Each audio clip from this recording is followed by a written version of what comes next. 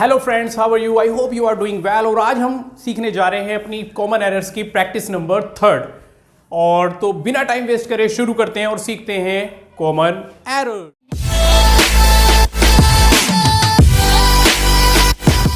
First sentence है, despite of having required ability he could not succeed.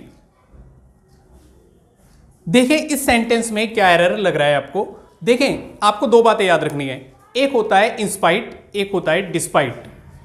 In spite के साथ of आता है, डिस्पाइट के साथ ऑफ नहीं आता, जबकि दोनों का मतलब, दोनों की मीनिंग सेम ही है। इंस्पाइट ऑफ का मतलब भी के बावजूद और डिस्पाइट का मतलब भी के बावजूद। यहां पर जो एरर है वो यही है कि यहां पर ऑफ नहीं आएगा। Despite having required ability he could not succeed बिल्कुल करेक्ट हो चुका है। अब चलते हैं अपने सेकंड एरर की तरफ। सेकंड नंबर पर लिखा हुआ है, if you had gone to Delhi you would see the Red Fort. देखें ये वाला जो एरर है, ये 5 के 5 जो एरर है ना, ये एग्जाम्स में आए हुए हैं, किसी न किसी एग्जाम्स में आए हैं। कोई एसएससी में, कोई डीएसएसबी में, कोई किसी कॉम्पिटिटिव एग्जाम्स में किसी न किसी में पूछे गए हैं। तो इस सेंटेंस में इस सेंटेंस में आपको एक बात याद रखनी है कि ये पेयर होता है। इसे वुड का कंडीशनल सेंटेंस कहा जाता है। इसे वुड का कंडीशनल सेंटेंस कहा जाता है। इसका मतलब ये होता है कि इसमें कोई ना कोई शर्त वाली बात होती है, कंडीशन लगाई जाती है कि अगर आपने ऐसा किया होता तो ऐसा हो गया होता, अगर तुमने ये किया होता तो वो हो चुका होता, अगर तुम दिल्ली गए होते तो तुमने लाल किला देख लिया होता। देखो एरर ये है कि इसमें वुड के बाद हैव लगाएंगे हम, और जब हैव लगेगा तो सी वर्ब की फर्स्ट फॉर्म नहीं आएगी, वर्ब की थर्ड फॉर्म आएगी। मतलब सी की जगह सीन आएगा। यस, तो आपको बस याद रखना है कि हैड वर्ब की third form, would have verb की थर्ड फॉर्म, दैट्स इट। अब चलते हैं अपने क्वेश्चन नंबर 3 की तरफ।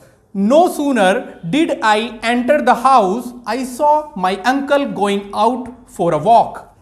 इसमें एरर बताने से पहले मैं आपको नो सूनर का मतलब बताना चाहूंगा। नो सूनर का मतलब होता है कि जैसे ही, ज्यों ही, त्यों ही, जैसे ही मैं घर से निकला बारिश शुरू हो गई, जैसे ही मैं वहां पे पहुंचा ट्रेन चली गई। तो इस तरीके के जो सेंटेंस होते हैं वो नो सूनर से बनते हैं। और एक बात और याद रखनी है आपको कि नो सूनर के जो सेंटेंस होते हैं वो सिर्फ और सिर्फ 2 टेंस में बनते हैं, एक पास्ट इंडेफिनिट में, एक पास्ट परफेक्ट में, लेकिन इंटेरोगेटिव फॉर्म में।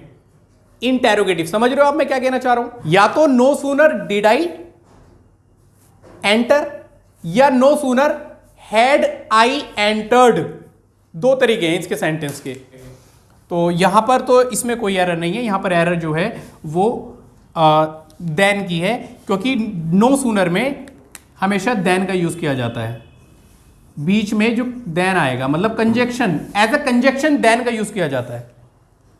No sooner did I enter the house then I saw my uncle going out for a walk. तो नो सूनर में देन एज अ कंजक्शन का यूज किया जाता है।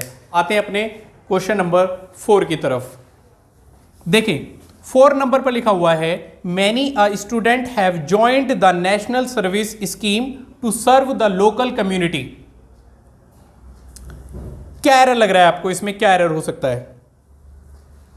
देखें मैनी और मैनी ए ये 2 होते हैं। एक होता है मैनी, एक होता है मैनी ए। मैनी जब आ जाए कभी किसी सेंटेंस की स्टार्टिंग में, तो जो उसका सब्जेक्ट होगा वो प्लूरल होगा। Many students, many teachers, many candidates. और जो उसकी हेल्पिंग वर्ब होगी वो भी प्लूरल ही होगी। मैं मैनी की बात कर रहा हूं, जैसे many students are, many candidates were, तो प्लूरल हेल्पिंग वर्ब का यूज हो रहा है। लेकिन अगर मैनी ए आता है किसी सेंटेंस में, फिर क्या होगा? तो आपको सब्जेक्ट भी सिंगुलर लगाना होगा और वर्ब भी सिंगुलर लगानी होगी। यहां पर सब्जेक्ट तो सिंगुलर है स्टूडेंट, लेकिन वर्ब इन्होंने प्लूरल में दे दी है, तो प्लूरल नहीं आएगी, सिंगुलर आएगी। मतलब हैव की जगह हैज लगेगा। एक होता है मैनी, एक होता है मैनी ए। मैनी के साथ जो होती है प्लूरल वर्ब आती है, और मैनी ए के साथ सिंगुलर वर्ब आती है भाई। हाँ, गलती मत करना कभी। अब चलते हैं अपने फिफ्थ एरर की तरफ। देखिए फिफ्थ एरर में लिखा हुआ है my uncle disposed of his old house in the country. कभी भी मत घबराओ, बड़े बड़े सेंटेंस को देख के कभी मत घबराओ, क्या मिस्टेक होगी, अरे बाबा एरर दे दिए यार, कैसे निकालें, कैसे फाइंड करें। बहुत सारे बच्चे तो एग्जाम्स में कॉमन एरर्स का पार्ट ही छोड़ देते हैं, कहते हैं भाई ये तो हमारे कभी समझ में नहीं आएगा। वो इसलिए छोड़ देते हैं क्योंकि इसके अंदर ना पूरी ग्रामर का निचोड़ होता है, इसलिए वो छोड़ देते हैं। लेकिन आपको नहीं छोड़ना, आपको पकड़ के रखना है और इसकी एरर्स को फाइंड करना है। तो डिस्पोज्ड के साथ डबल एफ नहीं आता, मतलब सिंगल एफ वाला ऑफ आएगा, ऑफ डबल एफ वाला नहीं, सिंगल एफ वाला आएगा। इससे पहले भी मैंने इसके कुछ वीडियोस बनाई हैं, आप वहां भी जाके उन वीडियोस को देख सकते हैं। डिस्क्रिप्शन में मैं उनके पार्ट डाल दूंगा। और आई होप कि आपको ये समझ में आया होगा।